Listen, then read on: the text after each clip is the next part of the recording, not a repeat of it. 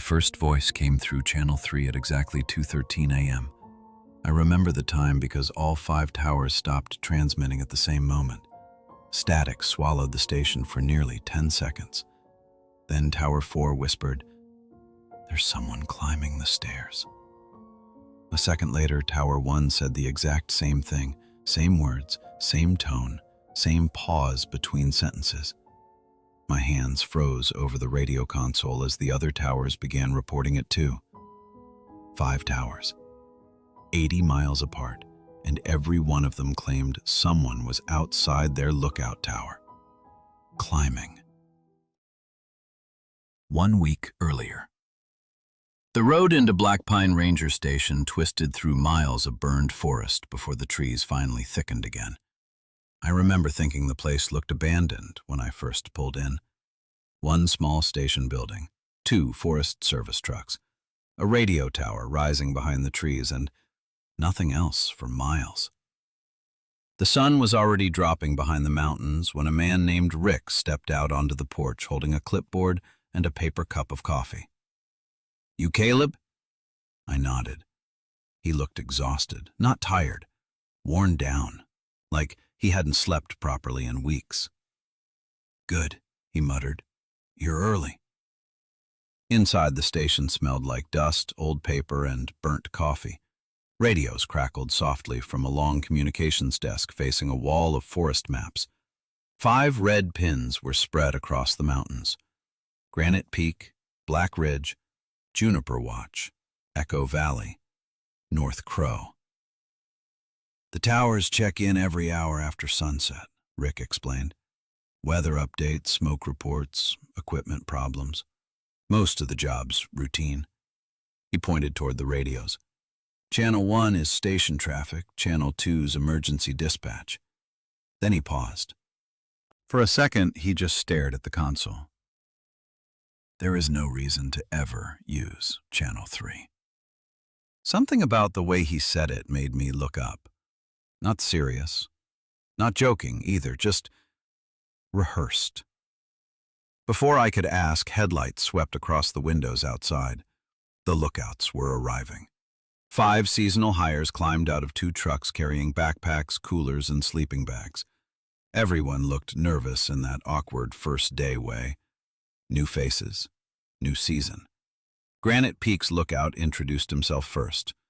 Tyler, mid-20s, loud, friendly. "I heard we're basically human smoke detectors," he joked. Nobody laughed much. The older woman assigned to Juniper Watch glanced toward the darkening windows. "What happened to last season's crew?" she asked. The room went quiet. Rick answered too fast. "Transfers." Then he handed everyone their tower assignments. One by one, the lookout signed paperwork and gathered supplies while the radios hissed softly in the background. I noticed 1 channel on the console had black tape placed over it. Channel 3. Later that night, after everyone left for their towers, I found an old logbook hidden beneath the communications desk. The first page contained only 1 sentence written in thick black ink. Rule 1. Ignore anything you hear on Channel 3. The first few days at Black Pine felt almost normal. The towers checked in every hour after sunset like clockwork. Granite Peak was always first. Granite Peak to base, visibility clear, no smoke. Tyler somehow sounded cheerful every single time he keyed the radio. Black Ridge checked in next. Short, professional. "Black Ridge, all clear." Then Juniper Watch, Echo Valley, North Crow. 5 voices spread across nearly 80 miles of forest. Most nights I spent my shifts updating weather logs, marking wind direction changes, and staring at dark tree lines through the station windows while the radios crackled softly beside me. By the 4th night, I almost stopped thinking about the message in the logbook. Almost. It was just after 2 a.m. when the station suddenly went quiet. Not silent, quiet, like the forest itself had stopped moving outside. I noticed it because Tyler had been halfway through another joke during his hourly check-in. Then, static swallowed his transmission. Every radio on the console lit up at once. My eyes drifted toward the black tape covering Channel 3. A faint hiss leaked through the speaker beneath it. Then North Crow transmitted. The voice sounded nervous now. "Base, you got somebody outside?" I sat upright. "What do you mean?" A long pause crackled through the radio, then, "I keep hearing footsteps below the tower." I glanced at the clock. 2:13 a.m. Before I could answer, another transmission interrupted. Echo Valley. Same tension in the voice. "Base, there's someone outside my tower too." My stomach tightened. The towers were over 40 miles apart. "Probably hikers," I said quickly, though even I didn't believe it. Nobody hiked Black Pine at night, especially not out near the towers. For a few seconds, the radio stayed quiet. Then Juniper Watch spoke softly. "They're moving around the stairs." Not stairs. The stairs. Like she already knew exactly what the others meant. I reached for the microphone.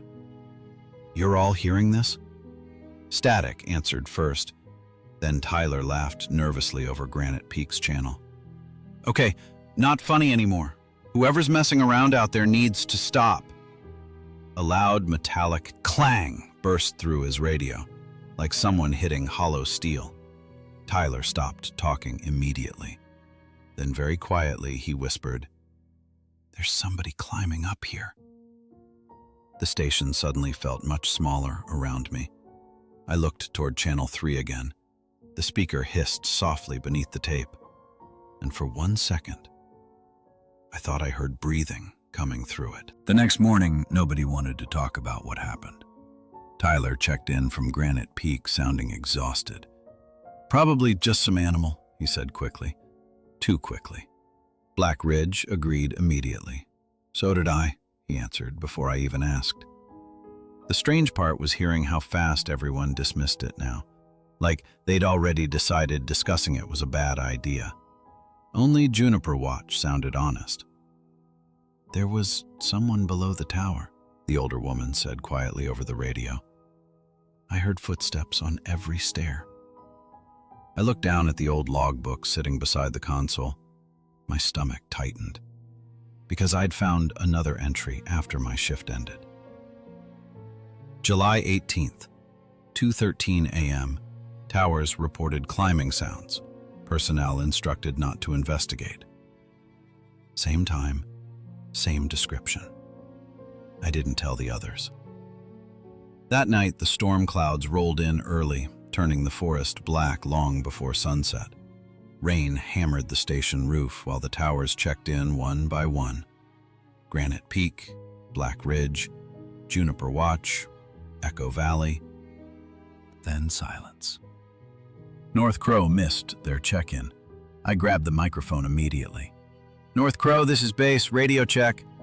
Only static answered. I tried again. Nothing. Then finally, a voice slipped through the speaker. Weak, distorted. "Base." It sounded like North Crow's lookout, Daniel, but something felt wrong about it. Like the transmission was struggling to become clear. "You're breaking up," I said. "Repeat last." Static crackled louder. Then Daniel whispered, "Do you see them too?" A chill crawled up my arms. "See who?" No answer. Then suddenly Granite Peak transmitted over him. Tyler sounded panicked now. "There are lights moving below the trees." Immediately after, Black Ridge. "I've got lights outside the tower." Then Echo Valley. "Lights in the trees." One after another, rapid, almost overlapping. I spun toward the map on the wall. The towers were scattered across nearly 80 miles of wilderness. Different elevations, different ridges, different weather patterns. There was no way they could all be seeing the same thing. Then Juniper Watch transmitted softly. And for the first time since arriving at Black Pine, I felt genuinely afraid. Because she said the exact same sentence Tyler had used. Not similar. Exact. Same words, same cadence, same pause. There are lights moving below the trees. The room suddenly felt ice cold. I checked the timestamps on the radio logs. All 4 transmissions had arrived within the same second. That should have been impossible. Then the hiss beneath Channel 3 grew louder, and through the static, someone whispered, "Don't let them answer." I didn't sleep that night. Every time the station settled and creaked around me, I kept hearing Tyler's voice again. There are lights moving below the trees. Not just the words, the delivery, because Juniper Watch had repeated it perfectly, like she'd heard him say it before. By the next evening, the towers sounded different. Subtle at first, longer pauses during check-ins, slower responses, flat voices. Even Tyler sounded drained now. "Granite Peak, all clear." No joke afterward, no small talk, just silence. Rain hammered the station windows while I flipped through more pages in the old logbook. The entries became harder to read as they went on, handwriting shaky, sentences unfinished. Then I found another line under the July 18th report. "Do not acknowledge identical transmissions." My eyes narrowed. Identical transmissions. Whoever wrote this had experienced the same thing. Suddenly, the radios crackled alive together. Shh! All 5 channels lit up at once. The sound nearly made me jump. Then Black Ridge transmitted. "Base, did someone just call for help?" Before I could answer, Echo Valley interrupted. "Sounded like it came from below the tower." Then Juniper Watch. "There's someone outside." My hand tightened around the microphone. The voices were changing again, less emotion, less hesitation, almost rehearsed. North Crow finally checked in after missing the previous night. But Daniel didn't sound right anymore. His voice was quieter now, hollow. "Dace, do not answer Channel 3. The station went completely still. Because I hadn't told anyone about the logbook, I slowly reached for the microphone. "How do you know about Channel 3? Silence crackled through the speaker. Then Daniel answered, "Because it's talking to us." Lightning flashed outside the windows. For 1 second, the entire station lit white, and I thought I saw movement out in the trees beyond the parking lot. A figure standing near the radio tower, watching the station. The lights flickered overhead, then the radios exploded with static. All 5 towers began transmitting at once, not screaming, not panicking, just repeating the same sentence over and over in calm, empty voices. "There's someone on the stairs. There's someone on the stairs. There's someone on the stairs." The transmissions overlapped perfectly. Same cadence, same timing, like one voice coming through 5 different radios. Then suddenly, every tower cut out at once. Dead silence filled the station. A slow hiss leaked from beneath the black tape covering Channel 3. And through the static, I heard my own voice whisper, "Don't let them in." The storm hit Black Pine just after midnight. Rain slammed against the station hard enough to shake the windows, while thunder rolled through the mountains like distant explosions. By 2 a.m., the radios had become almost unusable. Static bled across every channel. Granite Peak cut in and out. Black Ridge sounded miles underwater. Echo Valley kept dropping completely. Only Juniper Watch remained clear, and somehow, Channel 3. The black tape speaker hissed steadily now, like someone breathing beside me in the dark. I tried raising the towers again. "Granite Peak, respond." Nothing. "Black Ridge?" Static. Then Juniper Watch answered softly.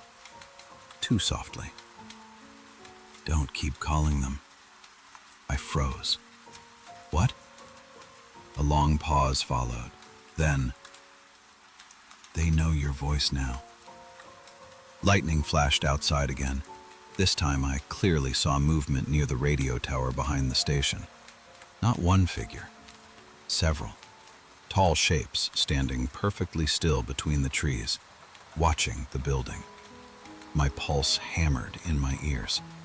I grabbed the flashlight from the desk drawer and moved toward the window. The figures didn't move, didn't react, just stood there in the rain. Then every radio on the console activated simultaneously. The sound nearly burst my eardrums. Shh! All 5 towers transmitted together, not separate voices anymore. One voice. Calm. Flat. Wrong. There's someone on the stairs. The lights overhead flickered violently. Then North Crow's emergency alarm suddenly activated. A red warning light began spinning across the console. I lunged toward the map. North Crow's signal beacon was moving. My stomach dropped. The tower didn't move, but the signal was, slowly descending the mountain trail toward Black Pine Ranger Station. I stared at it in disbelief. Then another beacon began moving. Granite Peak, then Black Ridge. One by one, all 5 tower signals started moving through the forest, heading toward me. The radios crackled again. This time, the voice sounded closer, almost inside the station. Dispatch! I turned slowly toward Channel 3. The black tape covering the speaker had peeled halfway back on its own. Static hissed through the room. Then my own voice whispered from the speaker. They're already outside. A loud metallic clang echoed from somewhere beneath the station, like heavy boots stepping onto steel stairs. Then another clang, another clang. I looked toward the hallway leading deeper into the building, and for the first time since arriving at Black Pine, I realized the footsteps were coming from inside the station. If you made it this far into the story, first off, thank you for listening. And whatever you do, do not answer Channel 3. Part 2 drops next Tuesday at 6 p.m. Eastern Standard Time, where we finally find out what's really moving through Black Pine National Forest, and why every tower keeps reporting the exact same thing at 2:13 a.m. But before you go, I want to know, how many nights of hearing reports like this would it take before you quit? Or would you have actually gone out into the forest to help the lookouts yourself? Drop your answer down in the comments. And if you enjoyed tonight's story, make sure to subscribe to Campfire Horror Stories so you don't miss Part 2. Because after tonight, Channel 3 is finally starting to talk back.